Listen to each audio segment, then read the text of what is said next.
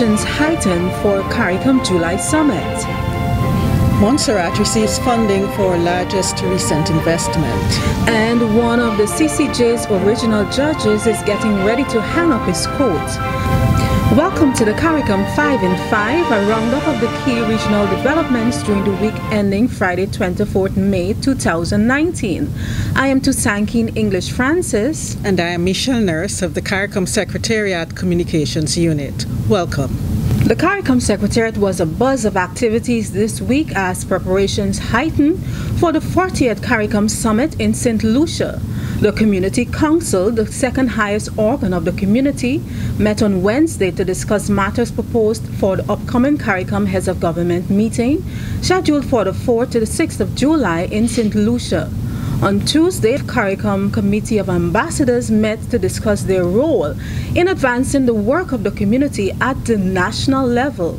On Monday, CARICOM Secretary General Ambassador Erwin LaRocque met with heads of CARICOM institutions at the Guyana Marriott Hotel, where he stressed the importance of building cohesion within the regional integration architecture.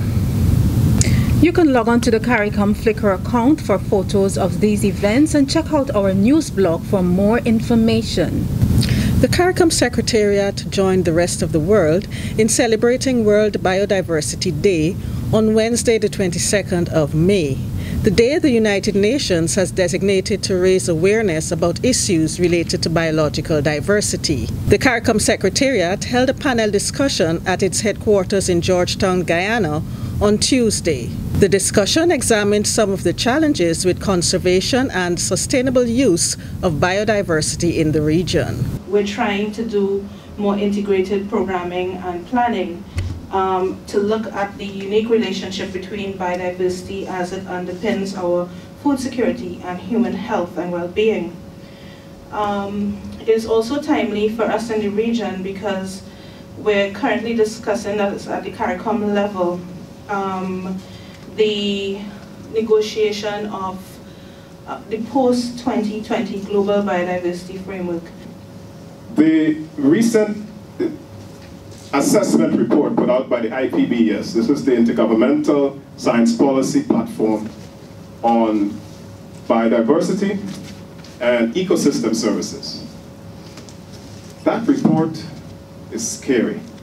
1 million species at risk of being lost to humanity. We can't afford that. We need action like never before. Climate change is dominating everything, but biodiversity is equally, if not more important, because it underpins life itself. It underpins the services that we enjoy, the clean air, the fresh water, the landscape beauty, the plants and animals that are used for food, and we'll be hearing about that shortly. And why, when we misuse these and we make poor lifestyle choices, it can impact our health. Agricultural sector is one of the sectors that touch every single aspect of life. Even if you take it as far as space, you got to eat when you go to space. It touches every single aspect of human life. And even as we recognize this, we are increasingly putting pressure on our species, on the environment, and the ecosystems. As a result, many plants and animals are at risk. Essentially, the natural processes such as pollination by insects and the regeneration of soil by microorganisms are severely affected. And to this end, I want us to, from our end in agriculture, I want us to look at four major areas when we speak about biodiversity. So we talk about gene preservation or genetic preservation. We speak about putting farmers at the center as it relates to preservation or the sustainable protection of biodiversity. And there's another one that I'd like to introduce that has to do with gender and biodiversity. and the whole aspects as it relates to rural development. Increased connectivity to Montserrat is envisaged with an investment in the island worth more than £21 million. The government of Montserrat has received a grant funding for the Little Bay Port development. The funding is made possible through cooperation among the government of Montserrat, the Caribbean Development Bank, and the United Kingdom Department for International Development. Construction of the new port is projected between the end of this year and 2022. As the region focuses on climate change mitigation and adaptation, data-driven information becomes necessary. The Caribbean Community Climate Change Center recently established a regional information center on climate change information in Suriname. Funding for its establishment came from the Climate Change Adaptation Program of the United States Agency for International Development. There are 5 smaller climate change data centers in Grenada, St. Lucia, Antigua and Barbuda, Guyana, and St. Kitts and Nevis. Justice David Hayton, one of the judges appointed in 2005 at the inception of the Caribbean Court of Justice, will hang up his robe in July. A ceremonial sitting was held recently at the CCJ headquarters in Trinidad and Tobago to formally bid him farewell. In his remarks, Justice Hayton described his tenure as an absolute honor.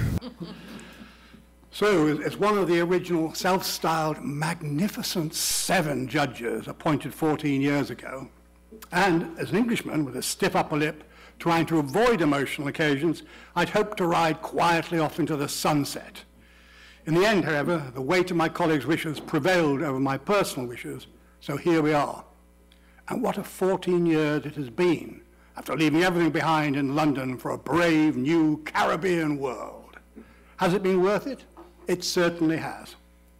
It's been an absolute honor, a privilege, and a delight working in the CCJ these last 14 years. CCJ President Justice Adrian Saunders described Justice Hayton as a jurist of international repute.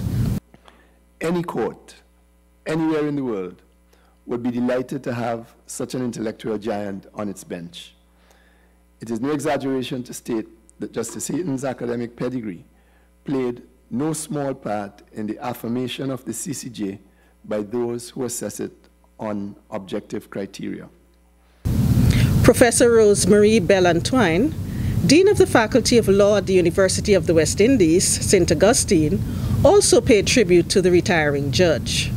Hayton brought a wealth of experience and expertise in commercial law to the CCJ, especially trust and property law, and I have observed often wrote those kinds of judgments, some which involved our most important corporate institutions, such as CLICO, Sagicor Insurance, and Belize Bank. You are now up to date with the major developments in the community. There are more details to these stories. Visit the CARICOM Secretariat news blog, today.caricom.org. Visit the CARICOM website, www.caricom.org. Like our Facebook page, follow us on Twitter, and be sure to subscribe to our YouTube channel. We'll see you next time.